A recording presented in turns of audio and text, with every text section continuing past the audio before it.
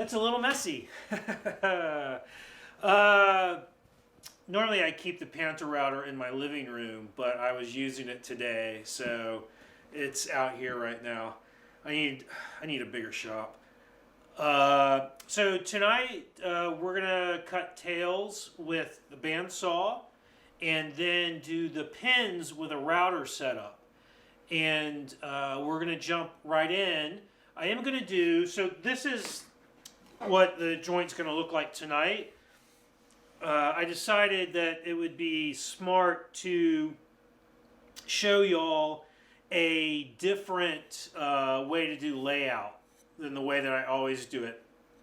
And so what we have here are, this is just sort of like a symmetrical layout of 4 tails. And I'll show you how to do that, how to get them all the same size, etc. Now, what we're going to do with the bandsaw sort of takes care of, just like the table saw took care of the symmetry, the bandsaw is going to be very similar in that regard. But I will show you how to lay this out. I actually cut these with all hand tools today to prove that I could do it to certain people that I don't even know. They're just running their mouth on the Instagrams. Oh, so I need to get out some boards. I forgot about that. I don't know if you have not, if you didn't take the ingrain class, you may not know about, a lot of people will sticker their material when they're not using it, but stickering, things still cup and warp and so forth. But if you wrap it in plastic, then it totally eliminates any moisture movement into or out of the wood, and so it will stay flat. I like, if you go to the home center or if you go to Menards in the Midwest, you can buy that sort of shrink wrap on a handle and for moving, and that's what I use. You just wrap it around it. You can do the ingrain if you want to. If it's going to store it for a long time, I would do the ingrain too. But and that keeps things flat. All right. So we will get started.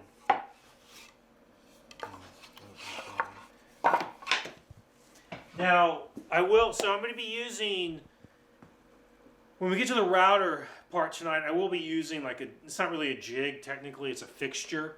It's a fixture is something used to hold the workpiece while you are working it, whereas a jig is something that sort of does the work for you, but everyone just calls everything a jig. So this jig I'm going to use, I will do a drawing and put it on Thinkific, and I'll try to get that done tomorrow, okay? But before I use it, I'll walk you through the construction and also explain the thinking behind it and show you the important stuff to give you a more complete and well-rounded understanding of what the jig is and how it operates and why I'm using it, okay? So we're going to start with layout, like I mentioned, and we're going to go back. Remember last week, I did not have to do the edges, but this week you need to do the edges for the tails. And again, it's when you're marking this edge out, you want to make sure that the fence of your gauge stays flat on the end grain, so that your shoulder, when you put the joint together, so that the shoulder is nice and tight. Like neither of these. No, I'm kidding. Like this board is overall, it's offset a little bit, but it's a nice tight shoulder. All right.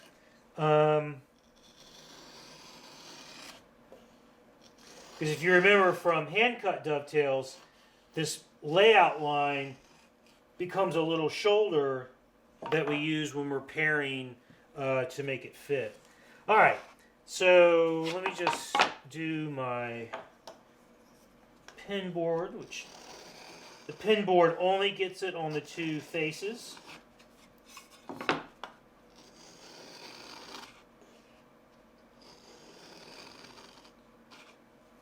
Okay. All right. So now we're going to do some layout. And we want to have these 4 equally sized tails. So that's where we're going to start. I'm going to show you how to do that. The first thing you need to do is mark off those half pin sockets. Now this time I'm going to do just 1/8 of an inch. I've been doing 3/16. That's not exactly square. That's a problem. That is. So I'm going to use this end.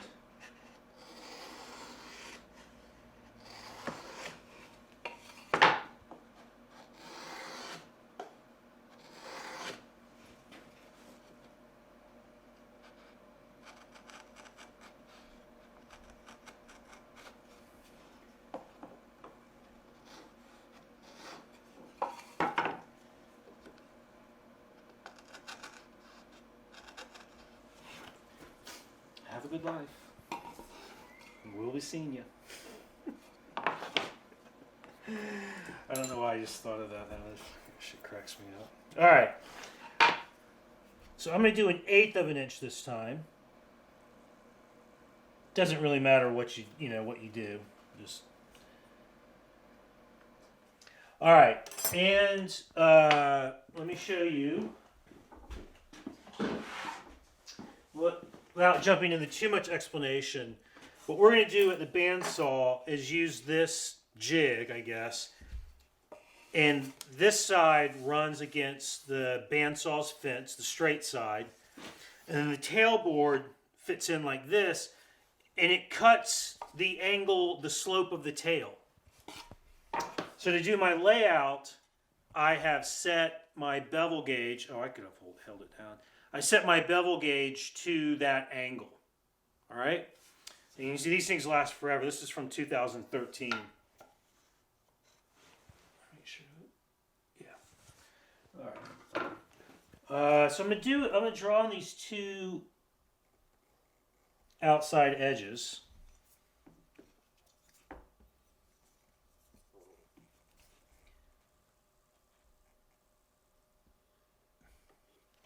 And now what we want to do is find the center of these 3 pin sockets, or the 3, the centers of the 3 pins. And the way to do that is by doing the old ruler trick that I sort of showed you to find. I've previously used it to find the center of the board. Now I'm going to use it to divide the board up into even allotments or even spaces. What I did do was bring the location, that half socket, 1/8 of an inch. I brought it further down the board because what I want to do is center them, have them equally spaced in between the ends of the tails. If you were to start and do this by finding the center, or these 3 locations off the width of the board, you would end up with the two outside tails being a different size than the 2 inside tails, because after you found those locations, you would take away 1/8 of an inch off the outside of those 2 tails. Does that make sense? Because that was a pretty rapid explanation. All right, so what I'm going to do, I'm going to take my rule, I'm going to put one end of it, I'm going to put it, no, I didn't know it was there. I'm going to put one end of it here, where the pencil line meets the end grain, so 1/8 of an inch in, and then I'm going to swing the other end down until it intersects that layout line that I moved down the edge of the board. And I'm going to get it at 8 inches so that it's 8. So it falls on the 8, And now, if I want four tails, then I draw a line, mark at 2, a mark at 4, and a mark at 6. All right? That's the light is just, it's so hot. Should I move up closer like this? I don't know that it's going to change too much. Yeah. It's the problem with having really good shop lights. I think we can see. 2, 4, and 6. So you can see there's a pencil line there. There's a pencil mark at 2. And there's one down here at 6.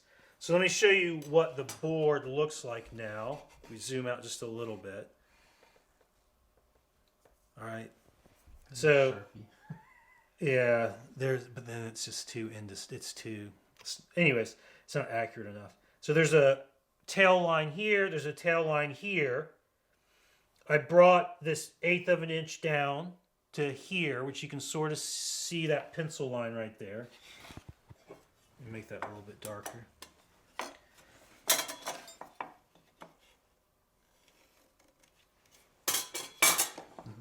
So you can see where that is.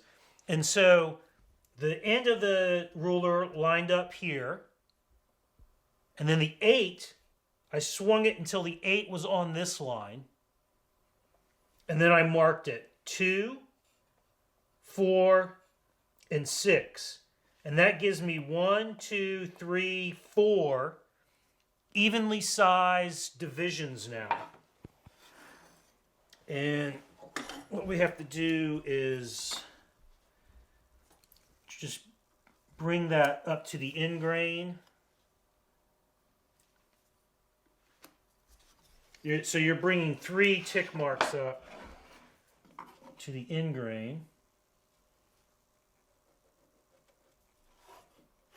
All right. You can leave it there. That's just can't really backlit. Yeah, the overhead lights are. Hey, let's move a little bit closer to you. See if there's that. It's just not. That's right. That's good. All right. So if I bend over, you can sort of. All right. Now what I'm going to do is mark. So I'm going to do 1/8 of an inch at the narrow end, or in between them.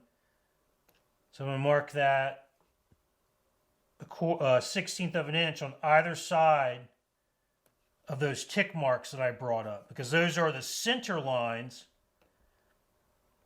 of the pin sockets.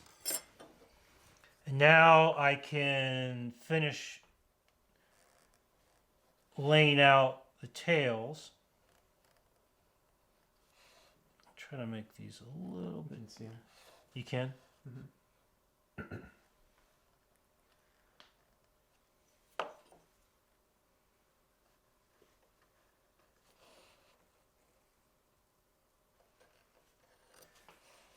That board is not 4 inches, right? It's not 4 inches across, no. What are we at? Jim was asking. It's 5 and a quarter. But you could divide it into 4 even spaces, regardless of how wide it is, by doing that technique that I just showed. The diagonal. By angling the ruler diagonally across the board, you can divide it up into. It's the easiest way I know to divide something evenly, and it's a brilliant technique. And like I said the last time, previously, I got it from Norm Abram. All right, so that's our layout. And now we're going to go to the bandsaw. So before we actually start cutting, I wanted to talk to you about a few things about setting up your bandsaw. All right.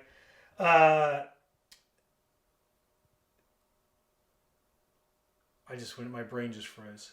Okay, I put on a new blade earlier today so that I could show you what I go through to set up my bandsaw. And some of this I'm going to go through kind of quickly because that's really not why we're here. But I will show you how to make sure that your fence is parallel to the blade's cut. All right? And that's the most important thing. However, when you first put the bandsaw blade on the bandsaw, you should either by looking in here, or if your bandsaw has a little window like mine does, what you want to try to do is look at it and try to get the blade centered on the wheel. Okay? Most bandsaws, especially the smaller the bandsaw is, the more pronounced it is. There's a crown to the wheel, and that gets transferred through to the tire. Mine happens to be fairly flat, but especially smaller ones, they have a nice crown. And what causes drift is that the blade is either too far forward on the crown or too far back. See, if it's too far forward, then the teeth sort of point in towards the fence. And when you cut, what that does, it starts to pull the board away from the fence. And let's say you started by making a 1-inch wide cut. Maybe by the time you're done, it's only a 1/2 inch, right? Because it's cutting closer and closer towards that edge because it's pulling the board away from the fence. And if the blade is too far back on the crown, the teeth are pointing out and away. And what that does is it wants to cut further and further away from the fence. So what you want to do initially is to do the best you can to get it centered on the width of the wheel, and that will get it centered on the crown. All right?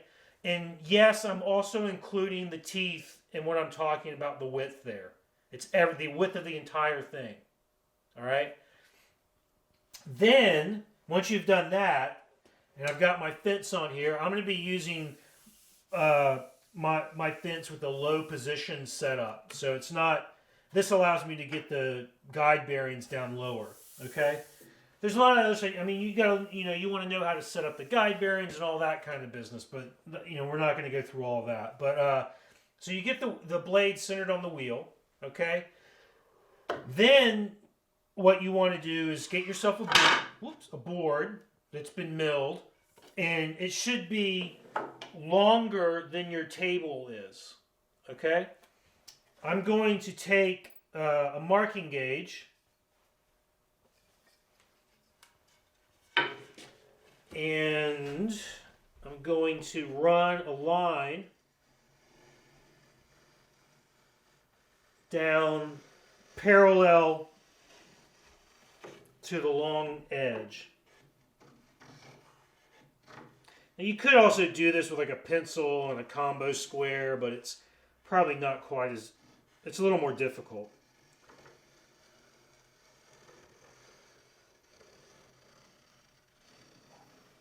So I'm explaining to you what I'm going to do now. What I'm going to do is freehand cut along.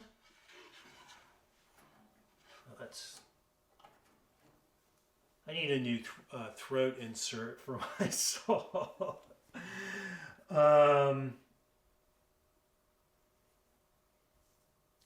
This piece goes here. I know that because it has the little. And this piece goes here. I forget how that happened, but it was violent. I'm gonna freehand cut, and what you're gonna be doing is making small adjustments so that as you're cutting along that line. And what that'll do is, as you come across like this, your board will end up, in a sense, being parallel to the cut. Whatever that drift, little bit of drift might be, you'll be parallel to it. Then I'm going to turn the saw off, and I'm going to clamp this down, and then I'm going to bring the fence over and make my adjustments to the fence so that the fence is parallel, is touching the edge of the board, and then we have the fence will be parallel to the cut, and that's what we want. Okay? I will say this. So I milled this board, and the two faces are parallel to one another, okay? The two long edges.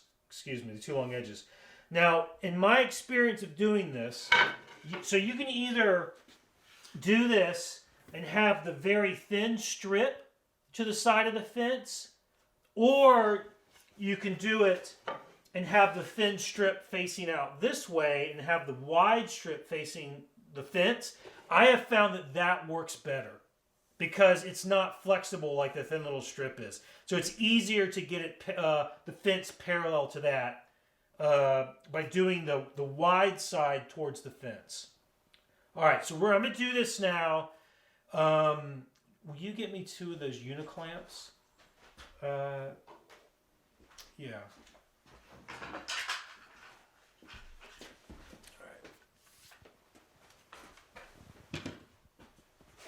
So I'm going to have to turn on the dust collector and all that business. And I'm going to, when I turn it off, I'm going to get the cut, stop it, and then turn off the dust collector, then we'll talk again.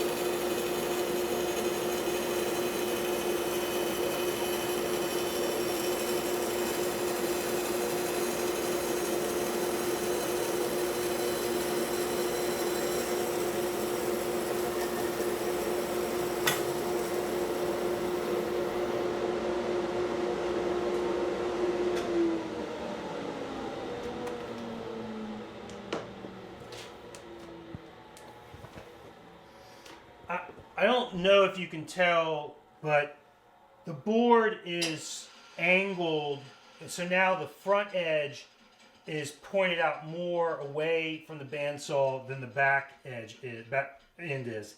And that means that the bandsaw blade is not centered, it's too far forward on the wheel. Normally I would now work on the wheel some to try to get the blade better centered, but I'm not going to do that tonight because we are here for a reason. We want to get the show on the road. So what I'm going to do is clamp this down and you don't want to move it while you clamp it, which I think I just did. It'll be all right.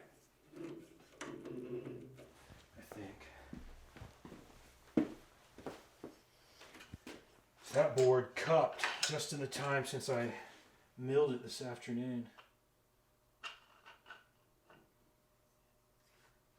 And that's why it moves so slowly like that. Alright, so then I don't know what bandsaw you have. I don't know how the fence adjusts. But, you know, this is what mine does. It just has these little knobs, and this is really, really bad.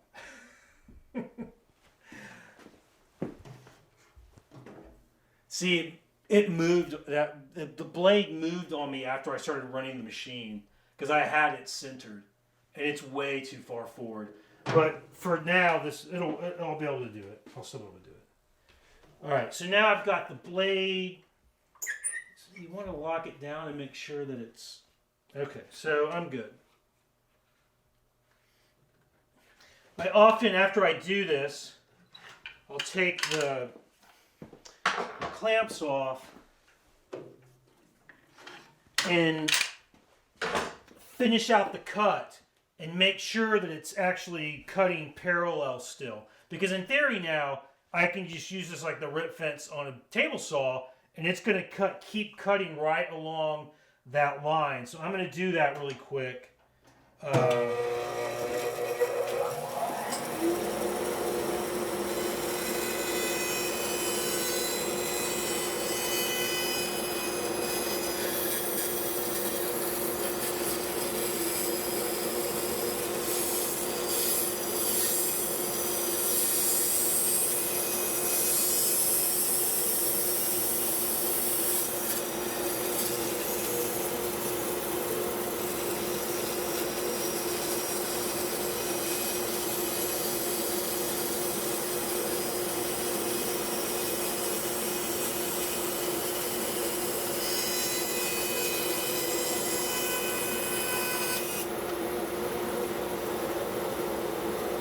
right.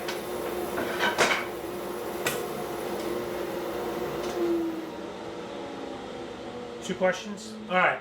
So, Blade recommendation, and Yep. then second, when you are centering the blade, are you just spinning everything by hand or eyeballing while the machine is running? so the first question was for my blade recommendations. I will tell you the blade that I use and why I use it. I'm not saying it's the blade that you need to use. I use a thin kerf 3 to 4 variable tooth skip blade, which goes by the name of either wood slicer from Highland Woodworking, and Infinity Tools also sells the same blade under a different name. Oh, I should say, I don't know if they are actually the same blade. I've used both of them, and I believe they're the exact same blade. So that's the blade that I use. That's the only blade I ever use in my bandsaw. I use it to, mostly because I do a lot of resawing. But I use it to cut joinery like this as well. And you can use it to make quick rips and a lot of other things. I do have a carbon tooth resaw blade that I will pull out if I have a lot of resawing to do, or if it's like rough lumber or something, like really rough, like a tree log or something. So, but most 99% of the time I've got the wood slicer or the Infinity equivalent in my bandsaw. And they're fantastic blades if you have everything set up right. They're fantastic. Then the question was, when I'm trying to center it, both options that were, do I center it by spinning the wheel and looking at it, or do I turn on the machine and watch it? Both of those options are not safe.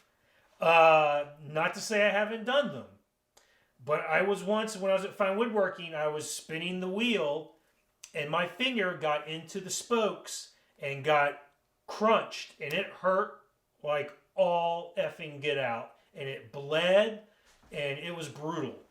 I do not do that anymore. If you have a bandsaw with a window, that's why the window's there, so that you can turn on the machine and make adjustments while it's spinning. All right. If your machine does not have that, then you are sort of stuck with having this open, and you're either spinning it by hand, which you better be extremely careful doing, or you can turn on the machine, turn it off, and then open this. There are some machines that as soon as you open that, the machine stops. So, and those most likely have a window in them as well. But those two options that you asked about are both dangerous. So I can't really recommend them. That doesn't mean I haven't done them, but I don't recommend them because they're dangerous. All right? Ideally, you have a nice little window to look through. But if you don't, I'm not telling you what to do. I'm just telling you these are the ways to do it. Because I do not want that coming back to me. I would feel terrible. Okay. We are ready to start cutting some tails. So all the action is going to be down here, Joe. Yep. I've got this piece of 1/4 inch MDF. And what I did initially to make it was someone asked earlier about what angle I used in a previous class. And I said it's the same angle I've been using since the first dovetails I ever cut, and I don't know what it is. I just set a bevel gauge to that angle and used it in conjunction with a 2-foot rule or a yard, like a metal yardstick, and just laid out that line. And then I freehand cut it, and that was really close. And then, because it wasn't my shop where I made it, and it wasn't my jointer, I just ran that cut edge over the jointer to straighten it and get rid of the bandsaw marks. you know, it's not the end of the world, really. It's not going to kill your jointer's not going to explode if you run MDF or plywood over it. You know, it'll dull it maybe a little bit faster. You'll have like 2 minutes less use out of it, maybe. You know, it's not the end of the world. So that's how I made that. And then I glued on just a little piece here at the front. And what's important here is that this angle, you know, this angle here, this corner is 90 degrees. And what I actually found is that after I cut that angle across the whole side, and then I cross-cut this, you can take the tip and just turn it in a particular way, and it'll glue on, and this will be 90 degrees. It's been since 2013 since I've done it.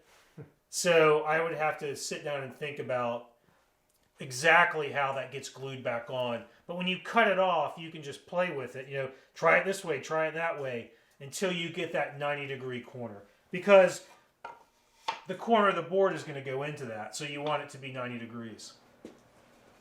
All right, what I'm going to do, now you have to, as you're setting this up, can you, how close can you zoom in? Can't really see anything either. It's super hot. Yeah, maybe move a little bit closer. Hopefully, don't make anybody sick.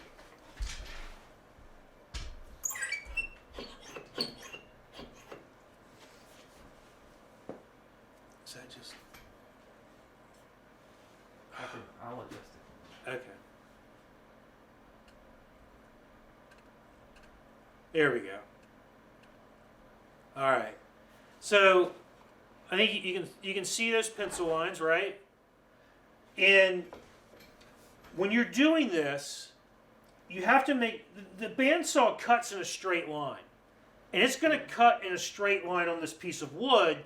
We're just holding the piece of wood at an angle. So when you're looking at your layout, you have to, you can visually sight and go, okay, I can line this line up with the blade, because if I do that, it'll cut straight down that. But I can't do this other one because it's angling away from the blade now. So you have to choose the right layout lines to line up with the blade, and so just be aware of that. It should be obvious to you as soon as you start to do this. I wonder. I'm trying to think what might be a slightly better angle. Is everyone see this okay? Just give a thumbs up if you see it okay. Yeah. All right. So what I'm going to do is I've got my fit set for this outside piece of the tail. Oops. For this cut here. I'm going to make that cut, and I'm going to stop it by hand at the shoulder line. And I'm going to pull it back out, and then make the other side. So you can make two cuts with each setup from the fence. All right. Now, when you pull the board back out, you have to, in a sense, push it or pull it back out with the jig. Because if you don't do that, the board actually rides up that incline of the jig, and you will screw everything up. All right? So you have to pull the jig and the board out at the same time. All right. Well, so I'm going to turn on the dust collector and make the first two cuts. Let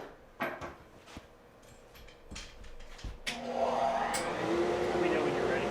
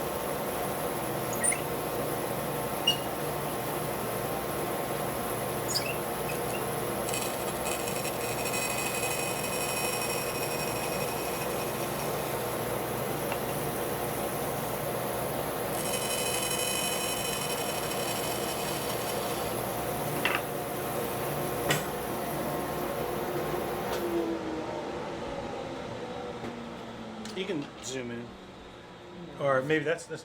So I just went ahead and made all the cuts. You know, so after I made the first cut, I moved the fence out a little bit and lined it up here, and made that cut and flipped it. It's just a matter of moving it out, making the cut, turning it over, making the second cut, adjusting the fence, and then I end up with all of these cuts, and my tail is now defined. All my 4 tails are defined. And what this actually does, well, the 2 outside tails are identical, and the 2 middle ones are identical. They're not all 4 identical. You can see that in some of my layout, I didn't hit all my layout lines exactly, which is more likely an error in my layout lines than anything else. So one last thing at the bandsaw, and I just do this because it's fast, is I'm going to adjust the fence now. And I'm going to cut off this outside bit of waste. I'm not cutting to my scribed cut, my cut shoulder line though. I'm going to leave some waste and pair. All right, so I'm going to do that, and then we're going to go back to the bench and clean up in between, and then do our transfer and all that.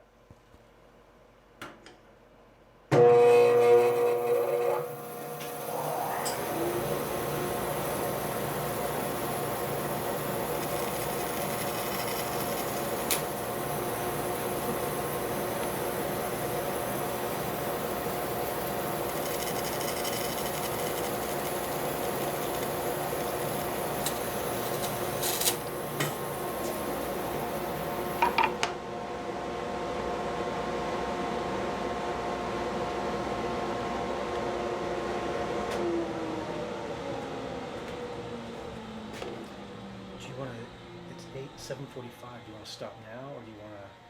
If you can keep going.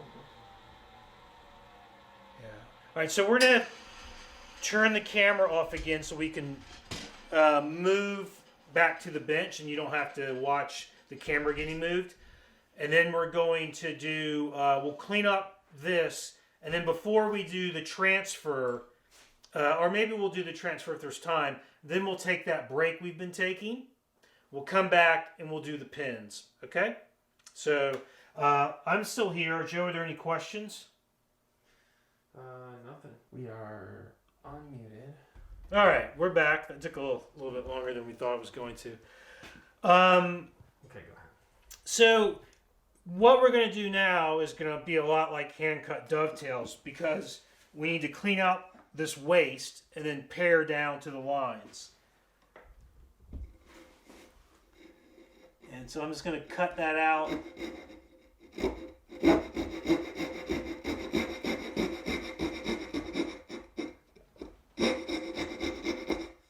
Oh boy, that's awfully close to the line.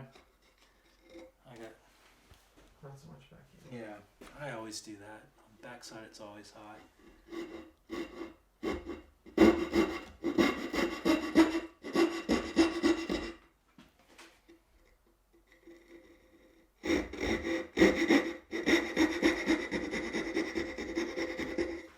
Just to go back a second, Jeannie asked, to be clear, at this stage you don't care if you follow the lines exactly because you're duplicating with the jig and fence, like the table saw method. Correct. Yes. So the layout, I'm not super concerned about the layout lines, because what the setup I'm using is giving me that sort of symmetrical layout, and also at this stage, after the tails have been cut like that, what matters is the tails. And the layout lines are kind of irrelevant at that point. All right? So yeah, it doesn't bother me that I did not get exactly on all my layout lines, because the layout is not symmetrical. But what I did there is. All right? So that's where the discrepancy comes from. I'm just going to quickly clean out. It's got to be this one. almost hit my vise handle with my knee.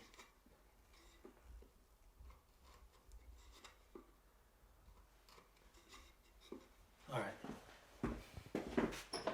Again, you want to get at a comfortable level where you can see what you're doing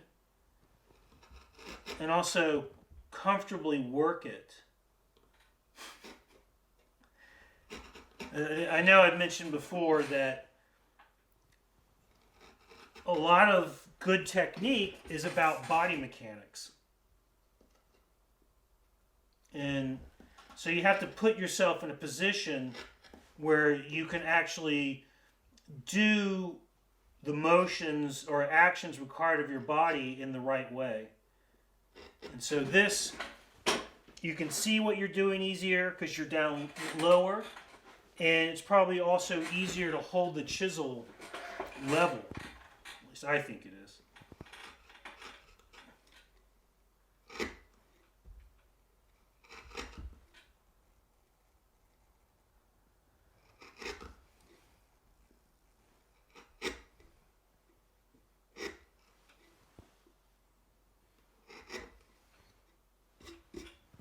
All right.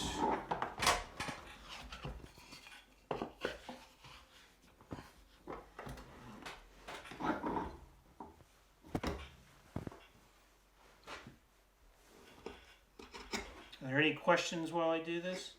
Nothing right now.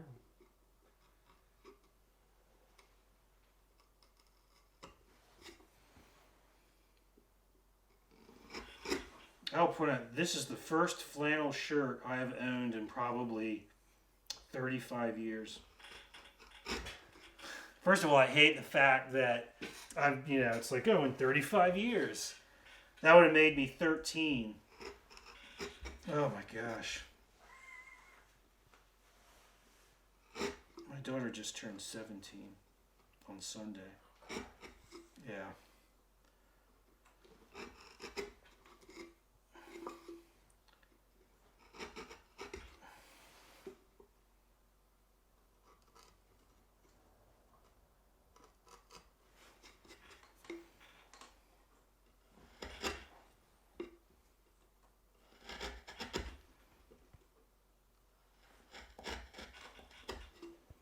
Nice shirt, says Jeannie. Actually, man, it's not too bad. But being a natural born contrarian, I really don't want to wear flannel or plaid because that's what so many people that do woodworking wear. I've never been a fan of plaid or flannel, really.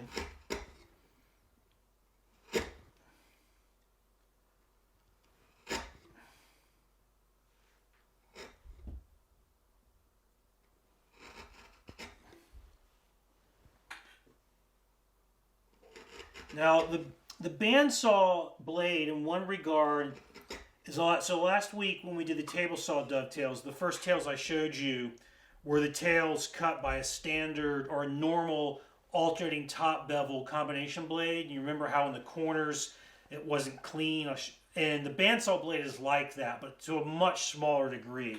It's almost not there at all, but it is there, and you do have to make that a nice crisp corner with your chisel. All right, so I've got in between cleaned out. Now I'm quickly going to do these outer edges, the half sockets. Is it still visible? Mm-hmm. Okay. And just using the same technique that we used with hand cut dovetails, using the marking gauge line as a reference, as like a little shelf, if you will, to put your chisel on. Hopefully I didn't go too deep there.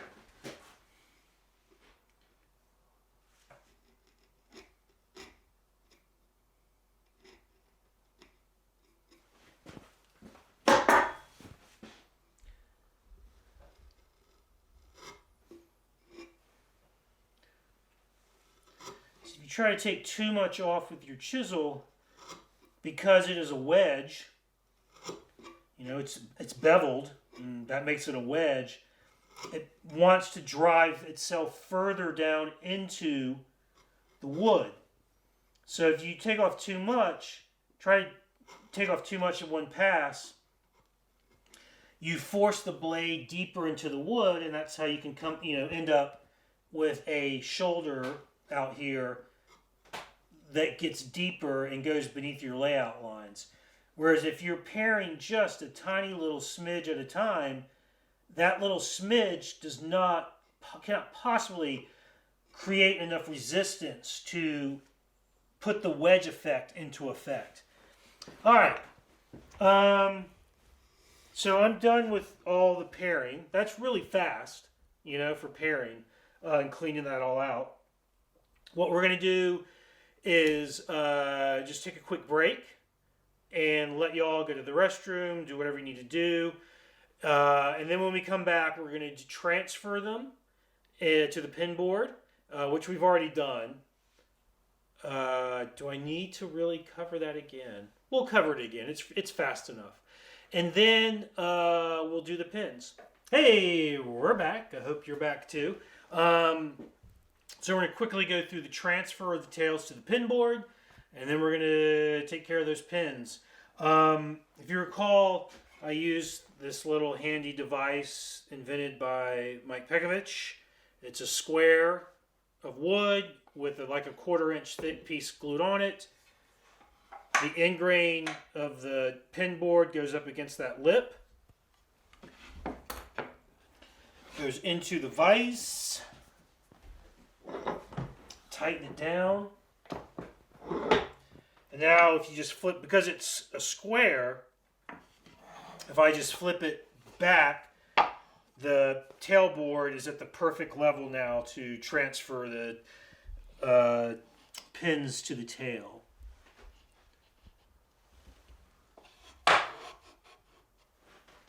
Something's not right. It did not.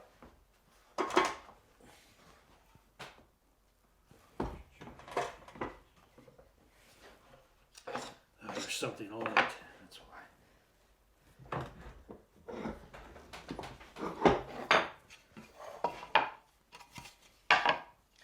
All right. So just like in previous techniques, you've got to make sure that your shoulder line is up against the inside face of the board. And you want to make sure that they're aligned along the front edge of your case, or if it's a drawer, along the bottom of the drawer. And just like with a table saw, we actually don't have to mark the entire tail, because we know that angle matches the sliding bevel gauge, the bevel gauge. So you can just mark that front bit and then draw them with your bevel gauge. I wonder, like, the fact that I do it this way, how many people that would upset, really. Like, they would say, no, you have to copy the tail exactly. And I'd be like, but I've done hundreds and hundreds of tails this way, and it's never a problem. But the 101st time you do it, it could be. One.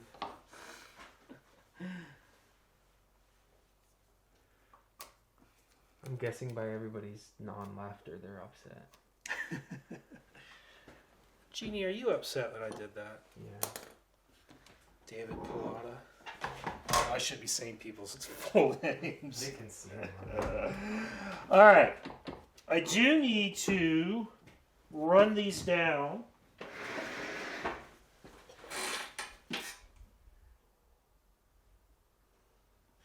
Now, the technique I'm about to show you is, I guess I learned it from Pekovich. Pekovich, I think it ultimately goes back to an amazing furniture maker and technician, furniture making, like a woodworking technician named Will Neptune. Will, I think he lives in Massachusetts, and he teaches a lot at the Connecticut Valley School of Woodworking. And that's where Mike picked it up at, because Mike teaches there a lot, which is just over in Hartford. It's like 40 minutes from here. Manchester. It's in Manchester, which is Hartford. And the reason I want to transfer them down, they're not on this side, but they've come down straight on that side, is because this is what this technique is. And maybe zoom out a little bit. I'm going to get a back saw now, and I'm going to cut the cheeks of my pins. Then I'm going to cope out the waste, and then I'm going to take the router and use a router with a bearing on it, so it's a flush trim bit, and it will run along the cheeks that I cut and clean out all the waste to a uniform level. Now you might think this is, if you've done all that work with the hand tools, why not just pare? Well, you could, but this in some regards is going to be a lot faster. But also, one of the things about joinery is that when you, especially case joinery, like a dovetail is, that when you bring all those four corners together, you want your case to be square. And one of the things that affects whether or not it's square is these shoulder lines.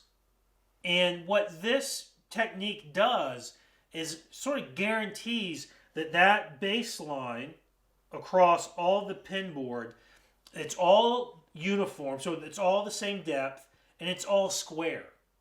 All right, so it's a really nice way. It's a good way to ensure that your case is going to come out square. All right, I'm not going to promise you that if you do this, it'll come out square, because you might have messed up something else. But it's really helps to partway ensure that it comes out square. All right. But the first thing I got to do is make the cheek lines and then get rid of the waste. So my Western style saws came back from the sharpener, so I'm going to use those this time. And again, I'm using my forefinger. That's what this one is, right? The pointy finger, to help get the saw just inside the pencil line. Do not cut the pencil line. The pencil line, as I've mentioned every week, is entirely on top of the pin, so you don't want to cut into it. Starting at the far corner with the saw tilted up a little, just gently push the saw, and then work your way across the end grain. And now I'm cutting level.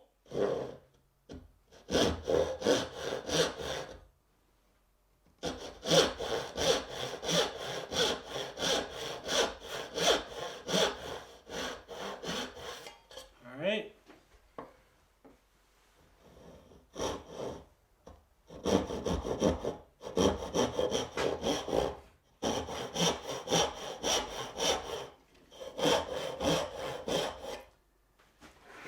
Again, when sawing, your arm needs to move forward and backwards like a piston. You can see this bad pitting.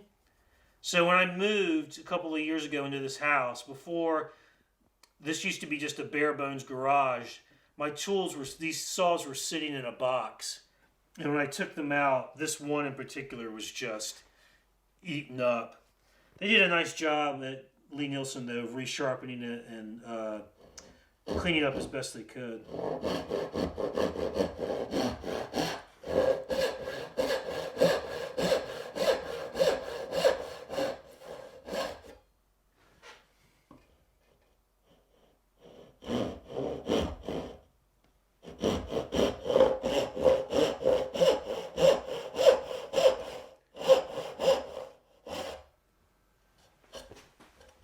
For some reason, when I switch to the other angle, I go to using my thumb tool. And I think that makes sense because, yeah, now my thumb is easier to get entirely on the board.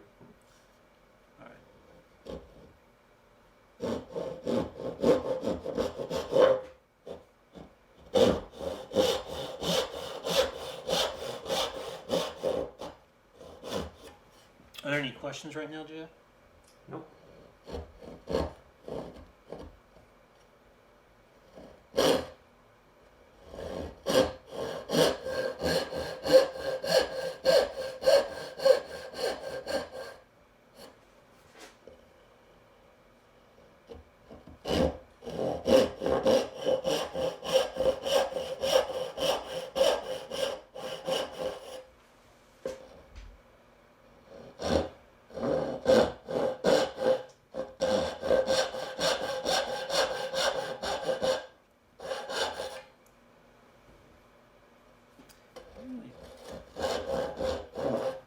It doesn't really matter back there. It's going to get cleaned out anyways.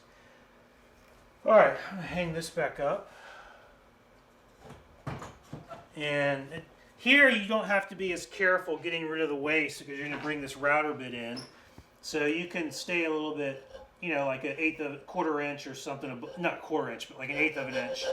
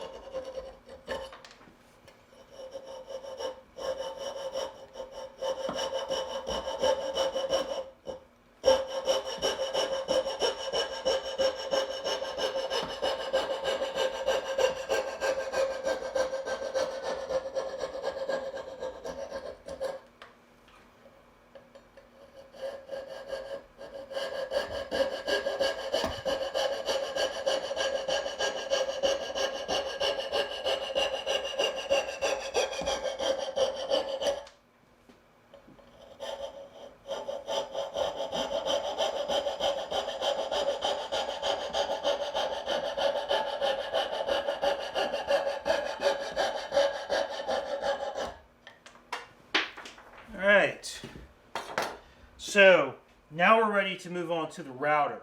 And what's to explain first? I'm going to use my little 1.25 horsepower DeWalt router. Can they see the router? You have to show me. So this is just a little, I like a plunge router for this. So you can plunge. And then the type of bit that I'm using, how close can you get to that? This is it's a 1/2 inch diameter with a 1/2 inch cutting depth. And above the bit is a bearing that's a 1/2 inch as well. So this is technically a flush trim bit. Well, a pattern bit has the bearing on the bottom, and a flush trim bit has the bearing on the top. I think that's correct. This is sometimes called a dado cleanout bit. You'll see that it's called that in the catalogs. So this one's made by CMT. The one that I have in the router is actually, I bought it in pieces. I bought the bit, the bearing, and the lock collar separately from Infinity Tools. But you can find them Lee Valley sells them, Woodcraft sells them, I'm sure Rockler does, Infinity does, maybe even Diablo. For Diablo, there's a For Diablo one. Yeah, I don't know if you'll find it at Home Depot, but all right, so that's what's in the router. And like I mentioned, can you show what's going to happen is that the bearing is going to ride on the cheek that we cut, and it's going to route down to the baseline and clean everything out for us. Okay? Then, in order to do this might be like we're going to wish we had a camera on the other side now. I have this doohickey, this fixture, And this part down here fits into my vise. And then it comes down and sits on top of the bench. All right, and that allows me to clamp it in place. Let me show you what we got going on here. So the router sits up here. This front face is square to the top. All right. The board goes over against this piece of plywood, and that keeps it square in the so it's the this keeps it square in the front to back way, and this fence keeps it square in this regard. All right, so it goes up against that 3/4 inch plywood, and then I have these toggle clamps to lock it in place. All right, and there's going to be a piece of wood under there to put the pressure on. All right, so that's what's going on here now. What else is going on here? I have these two rectangular gussets that are screwed. You know, the top is screwed to them, and the front piece is screwed to them as well, and that keeps them square. But it also provides support so that, you know, when you're routing, this thing isn't rocking or flexing or anything like that. So it's really just 1, 2, 3, 4 pieces of plywood plus a 5th one for this fence / clamp holder thingamajig.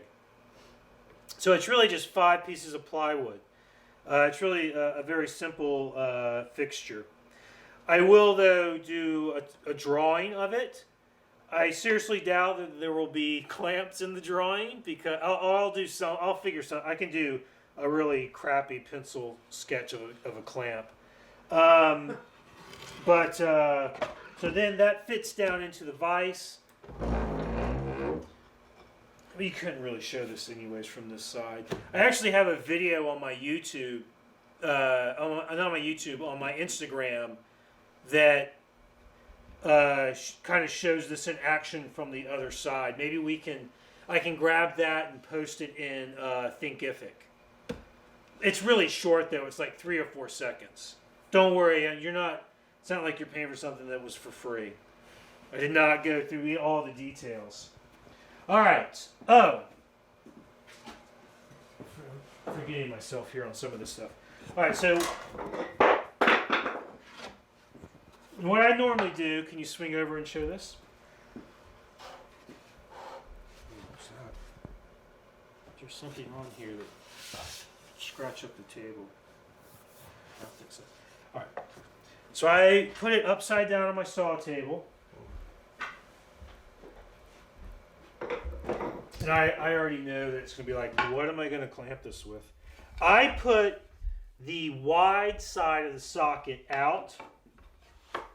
And what this does, the end grain of the pin board has to be at the same level as the top of the plywood. So by turning it upside down on my saw table and putting the board in, they're automatically at this, they're flush with one another. Now I need to, it looks like it's about a half inch.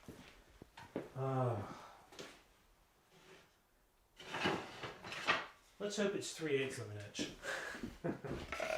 Oh yeah, 3/8 will work fine. All right, so now I'm going to like that. Let's see. Whew, not quite. It's almost there, but not quite there. Perfection.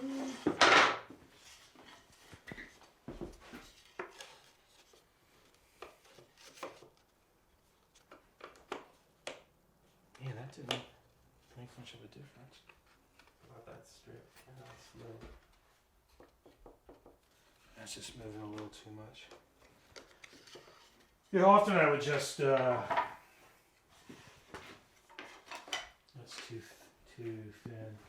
I feel like a dummy now. I thought about this earlier and I just got distracted. There's a piece under your joiner. That's too thick. Too much. That's 3/8. But I really need something like a 1/2 inch. I don't want to. I see a piece there. I don't want to break it though.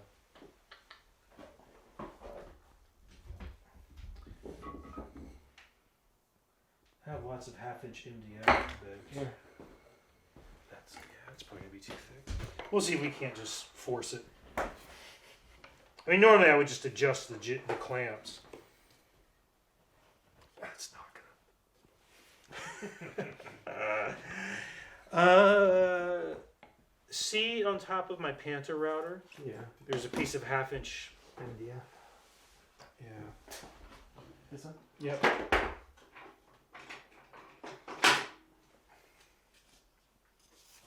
This is going swell.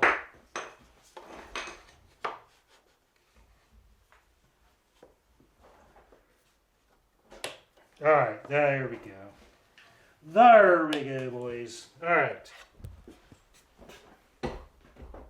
Now it gets clamped in. I really need to fix that handle.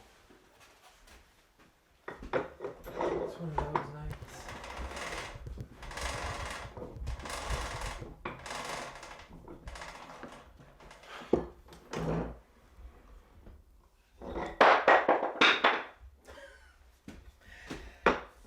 I had pieces to put in there, and I made a bunch the last time one of them broke, and now I've misplaced them. Eric says, what do you think of doing the pin board cuts at the bandsaw with the table angled?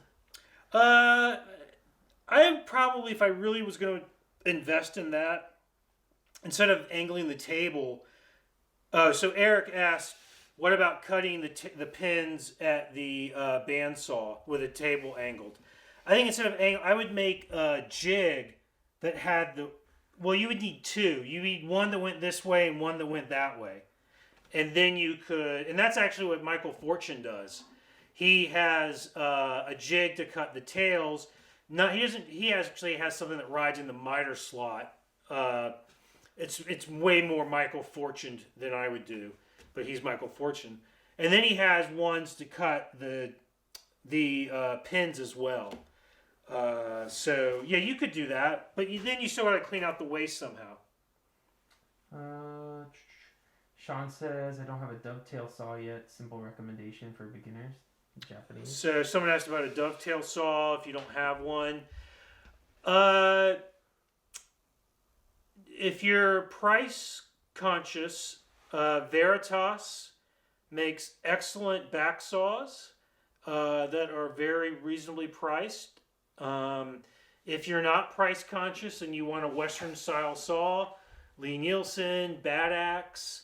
There's a guy named Eric Florip, Florip, that makes great saws, although he probably has a long wait list.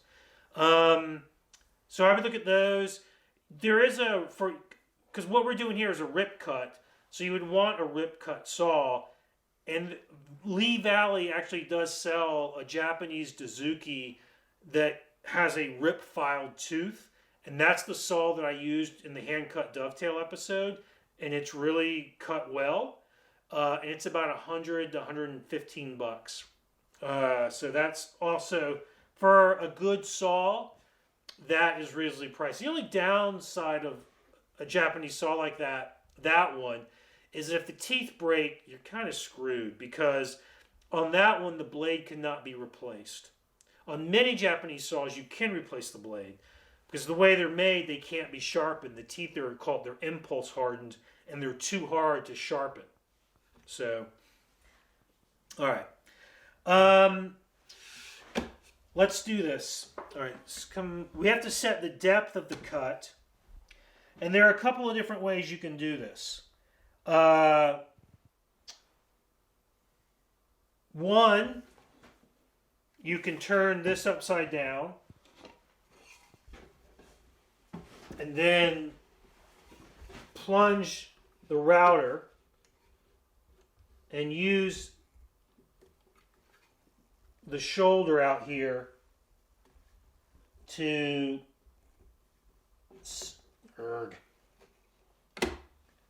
set it. I forget. So you could do it that way. This one needs to be... But once you do that, you got to set your depth stop. And this one... My router actually has a little micro adjust, which makes this much easier because you can get it close and then adjust the micro adjust to get it right in. So that's one way, and that looks really good there. The other way is to plunge it down on a surface. You want to zoom out? Sorry. Yeah. Plunge the bit down. Where is it? This is disorienting when I'm not holding it the way I normally hold it. Plunge it down till it's on a surface, and then if you have your marking gauge set to exactly the thickness, or for the exact thickness of your parts, you can then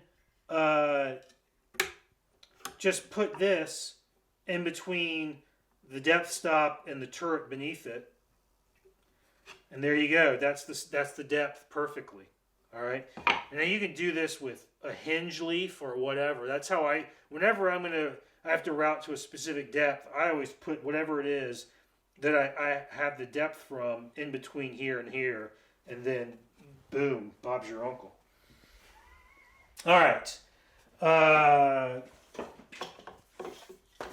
So I'm going to plug my router in. And I will post that video that I referenced to Thinkific. Maybe tonight, when Joe and I are having our after-class beer. I might do it then, but probably in the morning. Mostly because, I have to... Well, I guess I could do it all. I'll get this video up before you put that one up. All right, you're on. I'm doing it after class. Joe said he would get the video tonight up before I got the video I'm talking about up. But now I'm going to do it. All right. I'm going to plug in some dust collection. This freaking Rockler hose, which drives me batty. Great investment. Well, I mean, I really do like it, but I also, back, it yeah, moves everything. it's a little too pliable. So I ended up doing things like figuring out ways to get it. And I think Sean said he likes the sound of the handle falling on the ground every time. Oh, From the flex. all right, Sean, you're on the list. What I'm going to do. So this hose is from Rockler, and it's fantastic because it comes with these little blue ends that fit over just about every dust port on any like handheld power tool all the ones that I own that have them. It's fantastic, but it's so pliable and offers so little resistance to the suction that when you turn the vacuum on, it just goes whoop, it closes up. And so you have to, you can feel it pulling against the tool. It'll knock stuff off your bench. Yeah, so I have found that if I can put it down in between the hand, like this on these clamps, and then it can do all that back here, but it doesn't affect this out here. All right, so I'm going to route. What time is it? It's 8:30. Okay, we got plenty of time. We got all the times.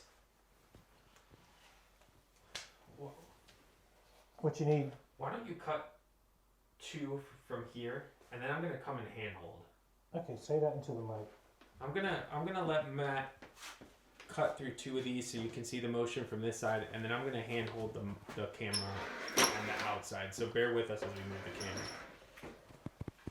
All right, I'm ready. Oh, not quite. Here. Do you want something for you first? I've got these. Yeah.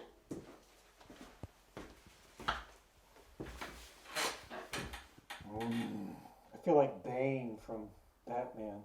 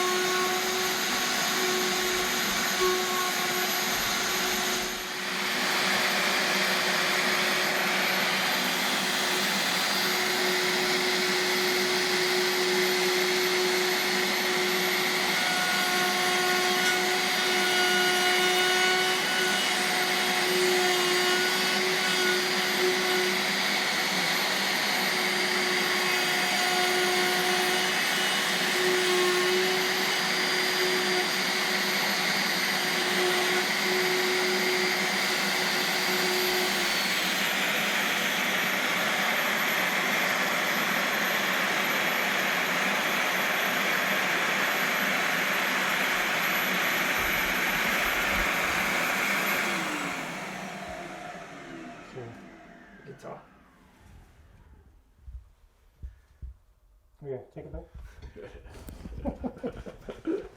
Oh, stop moving the camera, Joe. Yeah, sorry, we called an audible.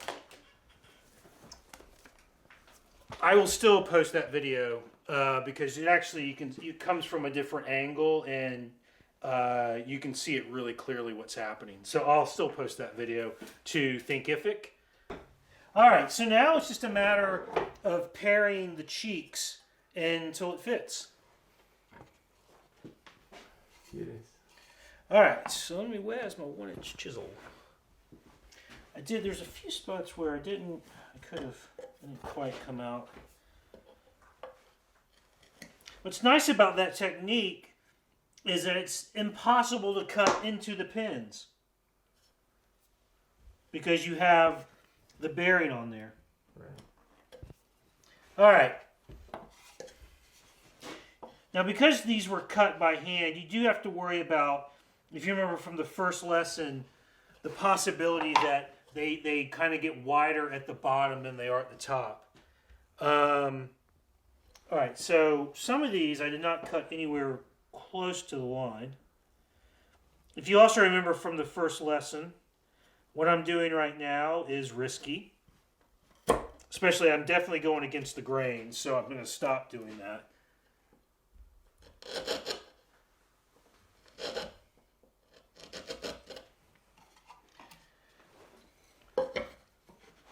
And I don't want to blow out on that back side, so I'm just going to pair into it. Sometimes what I'll do is clamp this piece of wood, like a piece of wood here, so that I can pair into it and not worry about blowing out the outside of the pin. Of course, I went fat on all of the sides that are against the grain.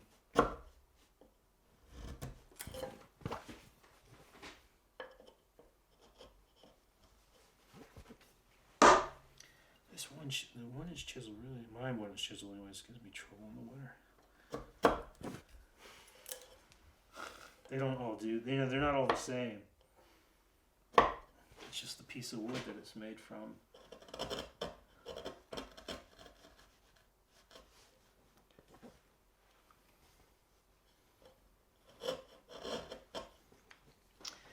New this winter, my neighbor across the street has an ATV with a snowplow on the front. And you can just tell he loves using it too. Well, looks like a lot of people live there, so it's a nice way to get out of the house. Yeah, I don't know what's going on over there.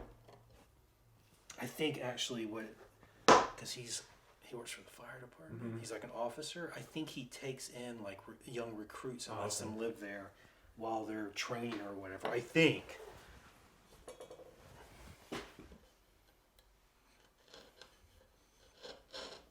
Are there any questions, Joe?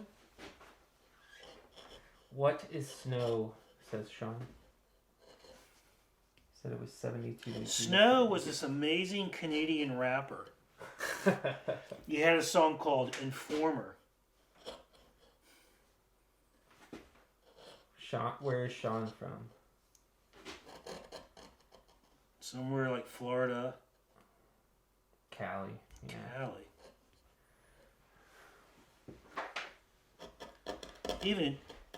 Even having grown up in Florida, I know it snows. It snowed. There was one time I was a junior in high school. It snowed enough that there were a couple inches on the ground. In the 90s? That would have been the late 80s. Jerk. I remember that. Yeah. That's when I lived there. There were other times I think it snowed, but it was melted before it even hit the ground. Yeah. Yeah.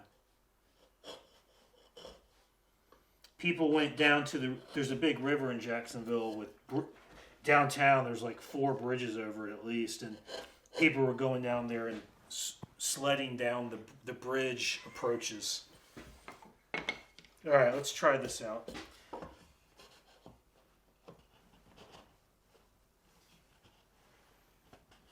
Well, one thing I gotta corners are not.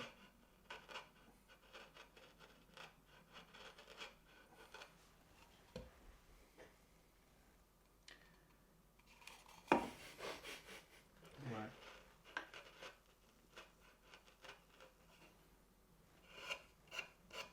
What's funny? Who is Joe, mystery man? Snow is the opposite of a wildfire, says the other Joe. So right now I'm making sure that the corners where the tail meets the shoulder is nice and clean.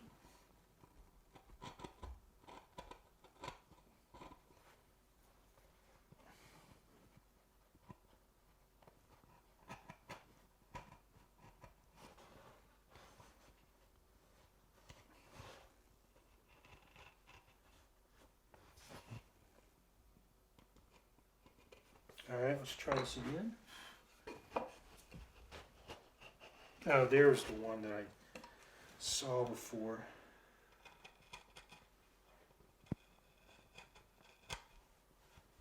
Jeannie said the sun came out in Seattle today. Wow. It's quite an event.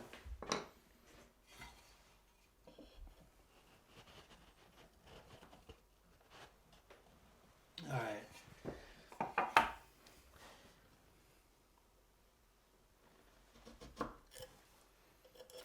Transferring is really important because if you don't do a good job, it takes you longer to fit the joint.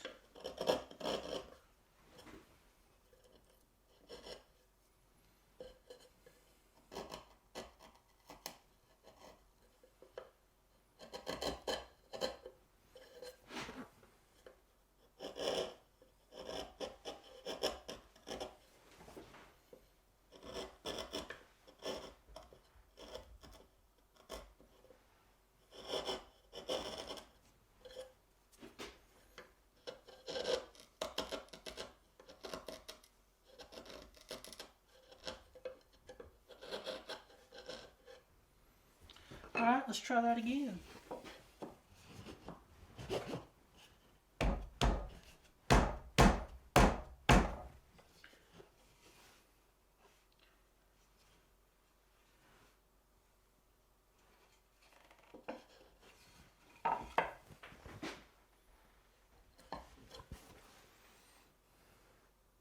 Fitting seems to be a balance of tightness and not splitting the outer pins.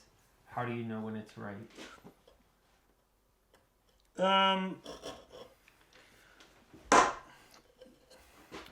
Because the joint starts to come together for one, and it doesn't take too much pressure. You really should not have to use a mallet to, except for your meat hammer, your fist. I was teaching a class once, and the shop assistant kept talking about the meat mallet. It's like, what are you talking about? Well, I knew what he was talking about. It's pretty obvious, but still.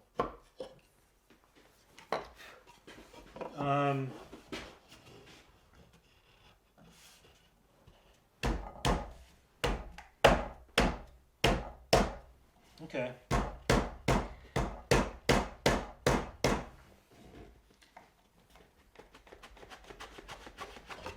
That's tight. Now, basswood is a wood that compresses pretty easily, pretty well. I don't really see, normally sometimes you'll see on the cheek of the pen, after you do that, you can see where the pencil got left, and that sort of shows you where to pare down. Because the pencil will rub on the high spots. But there's really not any transferring.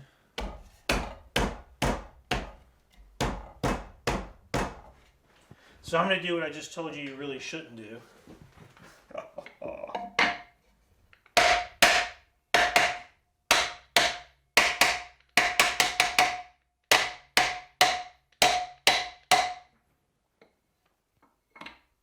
There.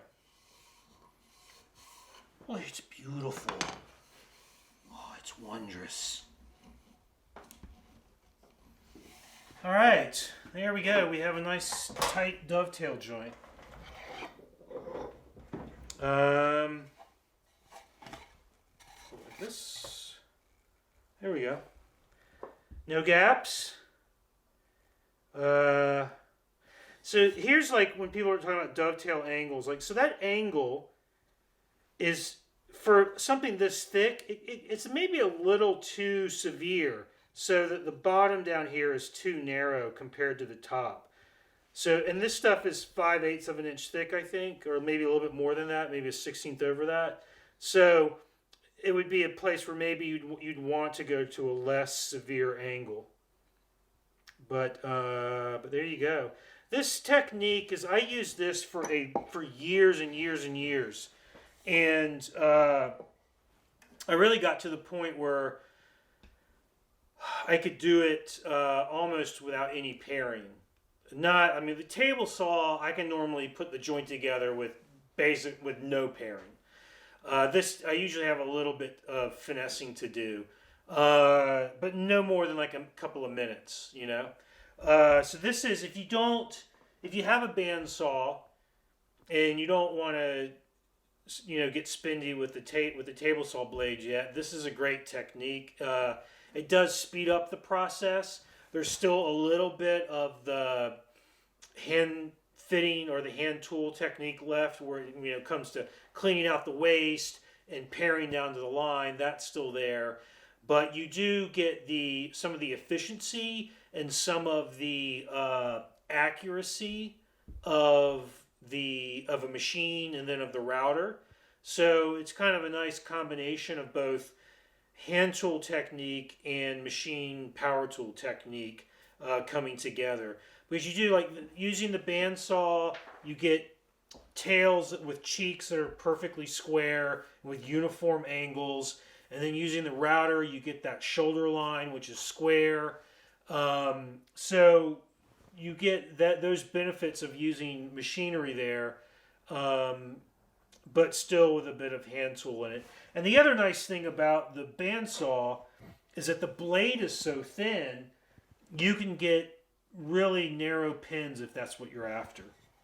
And, you know, 1/8 of an inch up there, that's pretty narrow. Some people will go even more than that, but they're just, I don't know, they're goofballs. I don't know what. It doesn't, I guess it was a thing, right? At some point it was an aesthetic thing with British furniture. But there you go.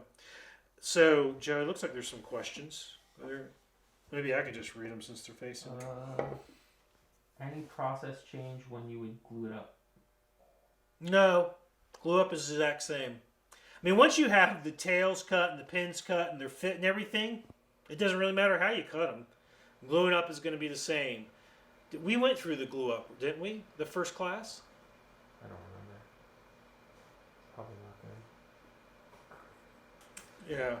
Well, next class, we're going to do a half blind, and I'm actually going to come to class with the tails already cut, because the only difference would be the pin side of it. So if there's time after we do that, then I'll show you. Oh, we'll go through a glue up. Oh, Frank says, have you tried the dovetail templates on your Panda router? So someone asked if I tried the dovetail templates on the Panda router. I have not. No, I have them, but I haven't tried them yet. That's gonna, it's learning a whole new technique from the beginning, and I just haven't done it yet. So, yeah, I've never really used a router jig for dovetails. I did the very first dovetails I ever cut. I did use a router jig it was a Craftsman router jig. No, it wasn't. It was something. It was another thing. Anyways, I didn't like it, so I never did it again. Jeannie asks, it looks like you're paring into the sides in a curved motion. I don't know, but I'm definitely not leaving a curved cheek. It's a flat cheek. I wasn't paying close enough attention to what I might be doing is it looks curved because I'm trying to get the cutting edge to start on the outside of the board, but only take off a very tiny small amount. So that might be from that, but when I'm going across, it's you want to leave a straight cheek because the top of the pin is visible. So you don't want it to be curved. You want it to mate perfectly with the tail. All right. Says okay, got it. Any other questions? And so Jeannie asked. She said it looked like I was pairing with a curved motion. It could have also just been an optical illusion. I don't know. I wasn't paying attention to that part of it. Anybody else? Are there any other questions? Bueller? No? Alright. Really? Either I'm really good or really bad. I don't know which it is, though. Alright. Well, so that's 3 of 4 down. That's the 3 different techniques. And then, so like I said, next week is half-blind dovetails. And that's really just to show you how to do, clean out the pins. Now, I'm going to show you 2 techniques. And they're both how I would do it. So there's not going to be any hand cutting of half-blind dovetails because I would never do that. It's tedious. It takes too long. And so I wouldn't do it. I have done it. That's how I learned. But I'm not going to do it. I'm going to show you one that's a router technique, which might freak some of you out. It's not dangerous, but just you might think I'm crazy because it's like freehanding a router. But it's not dangerous. And then the other technique is what I do most of the time because a lot of times I'm using very nice material for the drawer fronts and I want them to, I'm trying to use a limited amount of wood so that I can get a certain grain powdered or something. And so I end up using veneers, and I'll show you how I do that. So it's not a true half blind, but it looks like a half blind. Jeannie said, what's the exact size of that router bit? Or I think he said it was a 1/2 inch. It's a 1/2 inch diameter router bit, Jeannie. Jeannie asked what the size of it was. It's a 1/2 inch diameter router bit with a 1/2 inch cutting height, or 1/2 inch cutting depth.